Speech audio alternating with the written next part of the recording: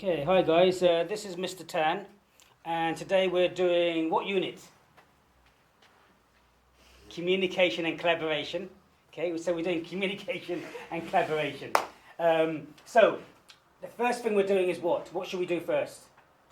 Talk about our assignment. Good, we're looking at the assignment, and we're breaking the assignment down. So the assignment is due when?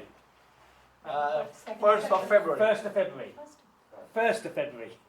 So the assignment is due on the 1st of February, and it's 1,500 words. And really it's a reflective blog, and it's covering 2 assessment criteria. And what it says is that highly developed communication and collaborative skills are essential in today's world. It is absolutely true. Managers and leaders need to develop these skills to ensure effective performance and achievement of a sustainable competitive advantage. The assignment will allow you to explore your communication and collaborative working skills and then put them into action as you develop them. What is the most valuable resource in any company? What is the most valuable thing in any company? The people. The people. The people working in the company. The building itself is just a physical structure. It's the people who can make or break a company. And is a happy worker productive worker, or productive worker a happy worker? Happy worker, productive. A happy worker, I would say, is a productive worker. And so we're saying to ourselves, to get the best out of people, we need to motivate them. To motivate them, we need to know how to communicate with people. Need to know how to talk to people. Need to understand people. And unless you have this skill, just because you tell someone to do something, it doesn't necessarily mean they're going to do it. And even if they do it, they might take their time and do it really slow because you told them in the wrong way, because you haven't communicated with them properly. Or depends how you are communicating. Exactly, depends how you communicate. Because if you are like this, do that, or Yes, could you do that for me, please? yes, exactly. Every So person is different. Exactly. So this assignment says the 2 questions that we need to achieve is demonstrate a knowledge of the core principles, theories, and methods of communication. Principles, theories, and methods of communication. So principles, we're going to obviously define what communication is. Principles like the Shannon and Weaver model, which we're going to touch on again, which we did on Thursday. Theories, we're going to use the Gibbs reflective model. And methods of communication include verbal, non-verbal. Verbal communication includes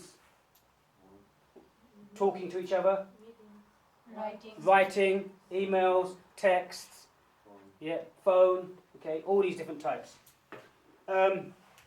Within a range of organisational contexts. Reflect upon their own personal, interpersonal communication and collaborative skills and identify areas for improvement. So, as we look down the assignment, it tells you the task. The task says, for this assignment, you are required to write a reflective blog. A reflective blog. With 3 entries. Reflective blog and 3 entries. 3 entries based on your own workplace mentor. Your mentor in where you work. If you don't work, then we can do it maybe in this situation here in your college as a mentor. You can maybe use me, or use the games that we've used here. And you can use Gibbs' reflective model in the games and scenarios that we're using here, yeah? If you don't work. Or if you have worked in the past, if you can visualize what happened in those situations.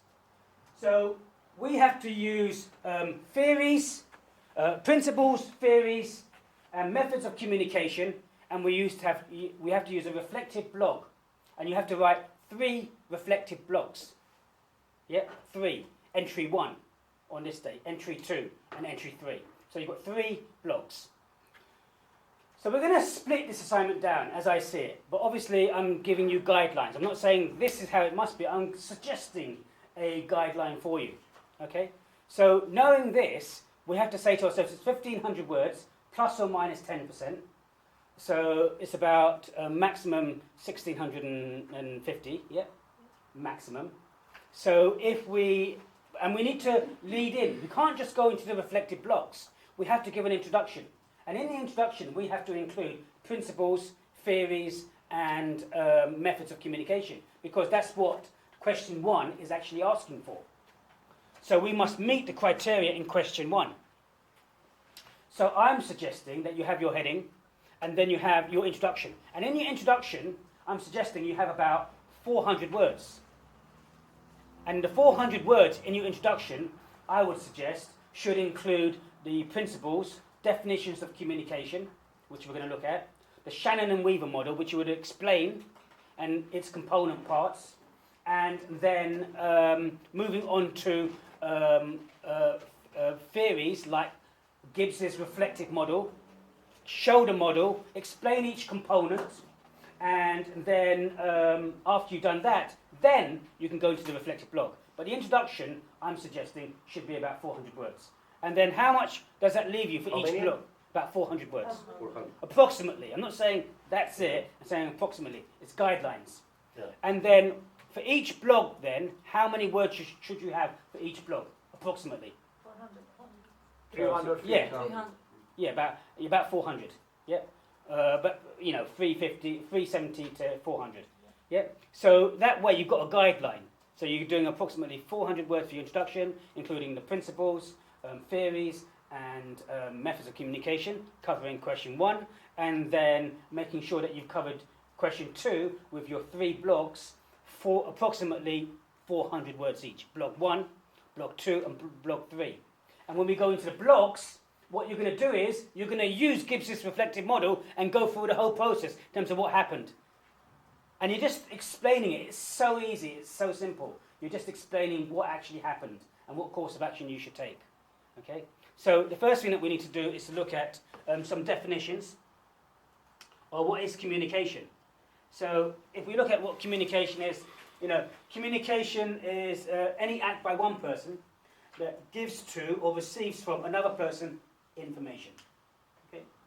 About the person's needs, desires, perceptions, knowledge or affective states. Communication may be intentional or intentional.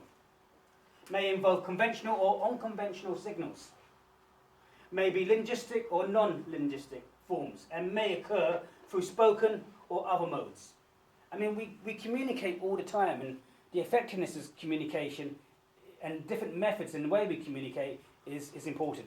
Do we just communicate verbally when we talk? No. No. How else do we communicate?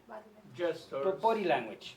We're communicating. If you're frustrated with your husbands, how do you communicate? Husbands can be frustrated as well. But how do you communicate? How do you communicate with them? So your facial expression, and you're getting annoyed. So when my wife gets angry, her eyes get bigger. When her eyes are getting bigger, I'm going backwards. You start to run, huh? So I can tell when she's getting angry, or she leans her head forward. You can tell now they're serious, because it's not just what they're saying, it's actually how they're saying it, or their gestures are going, I told you to do that ages ago. Why isn't it done? So, so we don't just communicate verbally, we also add to that with non-verbal communication. Okay? Good. So you need to give and explain what communication is first. And obviously, if you're going to take definitions, you need to reference them. Make sure you use Harvard referencing, because you guys are now, you're at the stage that take these definitions, take 1, 2 definitions, and then give your own input. Give your own input in terms of communication. Communication is not just these methods. It's normally a combination of as well how it's done. The next thing I would suggest to do is to move on and explain the Shannon and Weaver model. The Shannon and Weaver model, the component parts, includes the sender. The sender encodes the message. And then you have the message in the middle. On the outside, you have the noise, all the disruption and the noise that's going on. And then you have the messages encoded, decoded, and then it's received. And on the outside, you have noise. And outside of the noise, you have the feedback. Someone communicates and gives you feedback. Yep. Do they always give you feedback? Come here, take a seat. Do they always give you feedback? No. Look, take a seat, please, quickly. It's being videoed, so take a seat, please. So, is when someone sends a message, do you always receive feedback? No. But non-feedback is feedback. It means something. Means nothing. Does non-feedback mean nothing? No. No. Misunderstood. Well, have they confirmed it? They haven't confirmed it. And if you don't give feedback, what's it saying? You send an email and someone doesn't give you feedback. What does it mean? Ignoring. It's all right. They're ignoring it. Yeah. They're ignoring it. So then what do? Send them again. Send them again and they keep ignoring it. So what do? Block. That's a reaction. Unscribble. Maybe call. So your wife sends you a text and you ignore it. She sends you another text and you ignore it. You You block it? Really? send him a mail like, I give you 1 million I'm sorry, pounds. but I don't have the signal. Because if you blocked it, you'd get a slap. Then you see some